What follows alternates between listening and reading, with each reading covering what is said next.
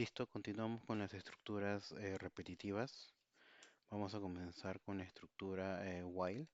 Como les comento, todo esto está en los materiales de Blackboard, así que les recomiendo revisar si quisieran ver a más detalle.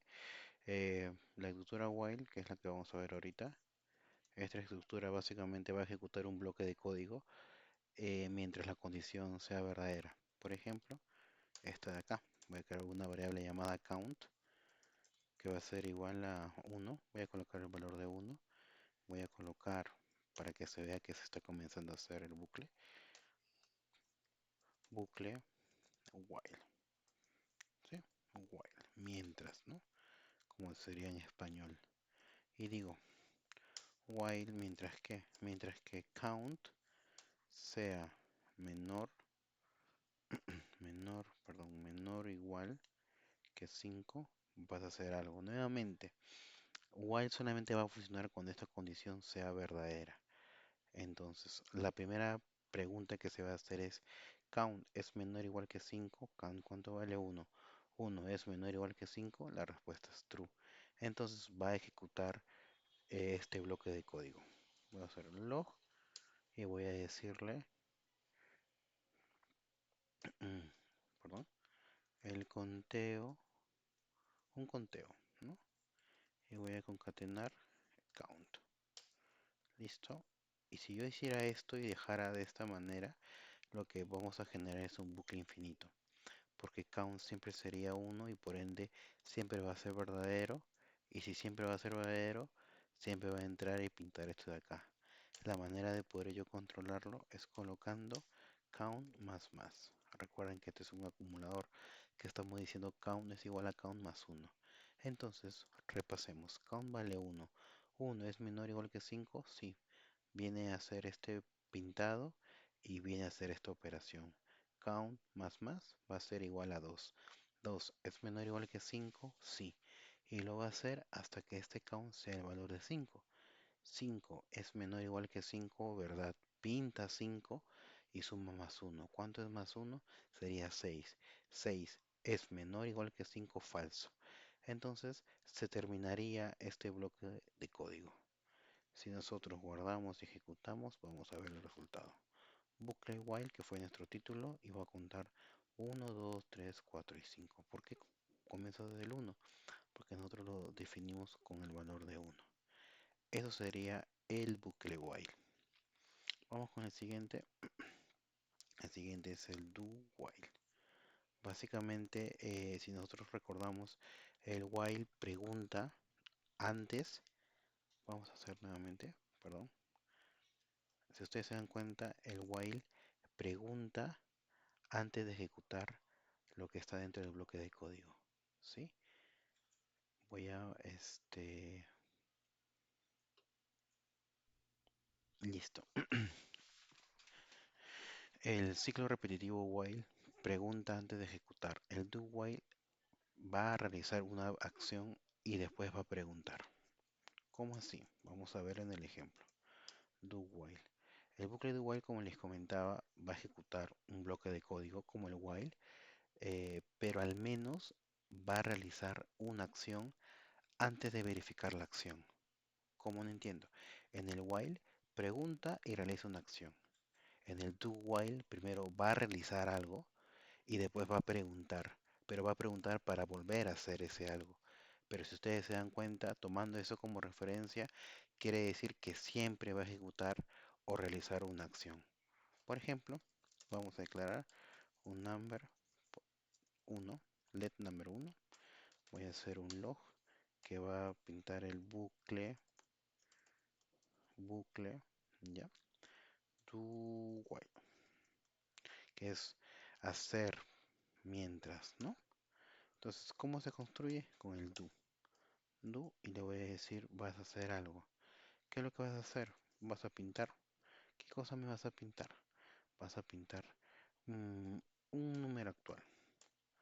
Eh, número actual. ¿Y cuál es el número actual? Bueno, mi number, ¿no? Y después lo que voy a hacer es acumularlo. Acuérdense que siempre tiene que haber un bloque de control. Listo. Y después voy a preguntar, while, ¿qué cosa voy a preguntar? Si el number es menor o igual que 5, perdón. Entonces analicemos nuevamente para no perdernos. Si ustedes se acordaban en el while, primero preguntaba y después hacía una serie de cosas. En cambio acá no. Acá primero hace algo y después pregunta. En el while, si se cumplía la condición, pintaba. Acá primero pinta y después pregunta. Analicémoslo. Number vale 1. Primero voy a pintar 1 y lo voy a sumar. ¿Cuánto vale number ahora? 2. Pregunto. 2 es menor o igual que 5, ¿verdad? Vuelvo a ejecutar. Ejecuta console.log. Ahora pintaría número 2. Sumaré 1, 3. Y así sucesivamente. Si nosotros vemos, número actual va a ser del 1 al 5. Pero siempre va a pintar esto de acá. Por ejemplo, si yo le pusiera 6 como una variable inicializada en 6. Si tú te das cuenta, este number, no, inclusive, vamos a colocar ya 6, está bien, para que veas de que no va a entrar nunca va a evaluarse acá. Pero quiero que sepas que así yo le ponga número 6, primero va a hacer esto y ya no va a y no va a volverse a repetir. Mira, número actual es 6. ¿Por qué, profe? ¿Cuánto vale el número 6? Pinto 6. Sumo 1, 7. Pregunto, ¿7 es menor o igual que 5? No. Entonces, podemos decir que en el bucle o en la estructura repetitiva do while, primero va a hacer algo y después va a preguntar. Genial. Así es la manera que trabaja do while. Profe, pero ¿cuándo voy a saber cuándo usar, cuándo no? Con la práctica. El segundo que vamos a ver va a ser perdón, el tercero va a ser el bucle for.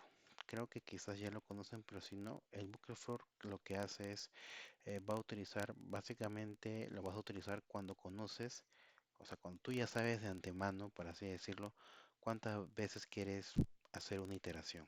Me explico. Vamos a colocar acá el for. Voy a declarar, perdón, voy a hacer mi título, solamente como título, bucle for. Listo. Voy a hacer un for. ¿Y cómo es el bucle for? Tengo que armar o tengo que hacer esta estructura. Declaro una variable llamada i, en el cual voy a inicializar, en este caso con el valor de 1. Voy a decir i tiene que ser menor o igual que 5 y tengo que colocar mi controlador para que pueda dar vueltas, pero que en algún momento salga del bucle. Y voy a hacer mi operación. En este caso quiero pintar un valor, perdón, quiero pintar un valor. En este caso hacer iteración más y analicemos esto. Lo que estoy haciendo dentro del for, estoy declarando una variable que en este caso se llama i. Estoy haciendo mi condicional para que dé las vueltas y mi controlador. Entonces, pregunto, lo que va a hacer primero es evaluar i es igual a 1. 1 es menor o igual que 5, ¿verdad? No va a ejecutar esto de inmediato, va a ejecutar la segunda vuelta. Entonces, i vale 1. 1 es menor o igual que 5, ¿verdad? Pinta. ¿Qué pinta? El valor de 1. Después de hacer este procedimiento, recién hace el i más más. ¿Cuánto valdría i? 2. Nuevamente se pregunta. 2 es menor o igual que 5, ¿verdad? Ejecuta y vuelve a incrementar.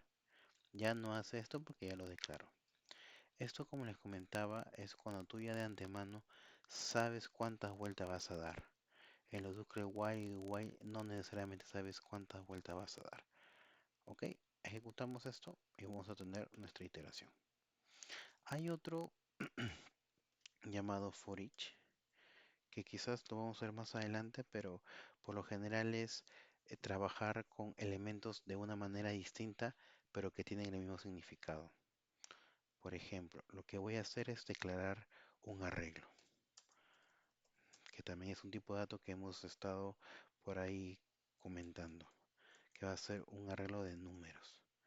¿Qué números van a ser? Voy a colocar números perdón, 3, 4, 4 y 5. Listo, este es un arreglo. Como les comentaba, nosotros ni bien veamos los corchetes, vamos a saber que estamos hablando de un arreglo, que va a tener elementos 1, 2, 3, 4 y 5. Listo, entonces, ¿qué dice el for each?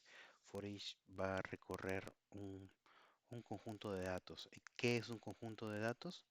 Un arreglo. Un arreglo es considerado un conjunto de datos. Entonces, ¿cómo recorro este arreglo?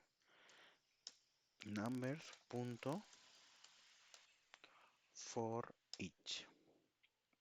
¿Qué estoy haciendo? Le estoy diciendo que a mi arreglo de numbers lo voy a recorrer. ¿Sí? Y acá quizás sea un poquito más nuevo, que lo vamos a estar viendo con la práctica, pero esta es la manera como el cual yo voy a recorrer mi for each. Entonces, voy a declarar entre paréntesis una variable llamada número, ¿ya? Voy a escribirlo y se los voy a explicar. ¿Listo? Número, y lo que voy a hacer es que haga algo. En este caso que me pinte. ¿Qué me quiero que me pinte? Los ítems o los elementos. ¿No? Elementos. ¿Y cuáles van a ser mis elementos? Bueno, mi num. Listo. Si yo corro el programa, van a estar mis elementos del 1 al 5. Pero ¿qué he hecho acá? Así, esto no es nada del otro mundo. Esto no es muy complicado de entender. Numbers es mi origen de datos. ¿Quién es mi origen de datos? Este arreglo. ¿Este arreglo de qué? Este arreglo de números. Listo. For each. For each es es una estructura que me va a permitir recorrer un origen de datos. Listo. ¿Cuál es mi origen de datos? Este arreglo. Y con este for each voy a recorrer cada elemento de mi conjunto de datos. O en otras palabras, cada elemento de mi arreglo. Profe, ¿pero qué es todo esto de acá? Yo estoy colocando esta variable llamada número porque esta variable llamada número va a representar cada número o cada elemento dentro de mi arreglo. Hay algo que se llama iteración. ¿Qué es la iteración? Todo lo que estamos haciendo con con las estructuras repetitivas, cada vuelta, o sea, cada pintado, se llama una iteración.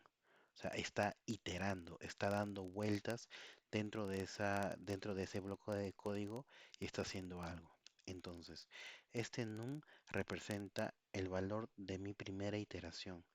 En este caso, el valor 1. Entonces, cuando va a pintar, num, ¿cuánto vale? Vale 1. Como hay más datos dentro de mi origen de datos, va a volver a hacer otra iteración. Ahora num ya no vale 1, sino vale 2.